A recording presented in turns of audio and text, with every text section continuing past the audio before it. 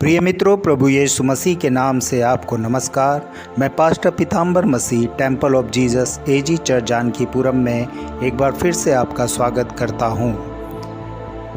आज का वचन, मैंने यहोवा को निरंतर अपने सम्मुख रखा है, इसलिए कि वह मेरे दाहिने हाथ रहता है, मैं कभी न डगमगाऊंगा।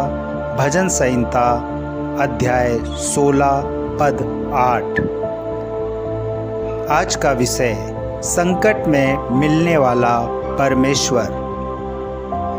टेलीफोन का आविष्कार अलेक्जेंडर ग्राहम बेल ने 1876 में किया था।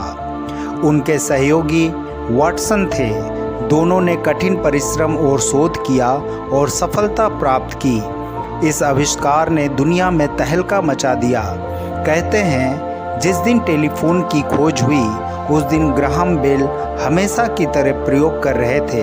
उन्होंने वाटसन को बुलाया और कहा कि दूसरे कमरे में रिसीवर ले जाएं और सुने कि उनकी आवाज़ आती है या नहीं।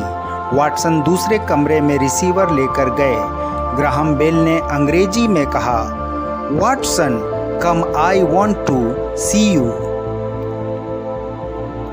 आश्चर्यों का आश्चर्य, ग्राहम बेल की आवाज़ वाटसन को रिसीवर पर दूसरे कमरे में स्पष्ट सुनाई दी। दोनों खुशी से झूम उठे।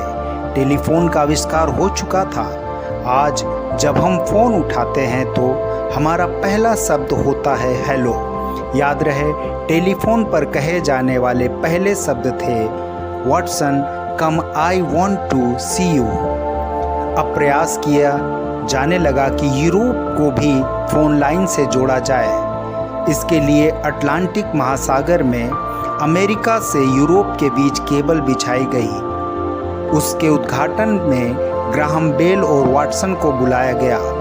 ग्राहम बेल अमेरिका में थे और वाटसन हजारों मील दूर यूरोप में। ग्राहम बेल ने रिसीवर उठाया और वही वाक्य कहा, Watson come, I want to see you.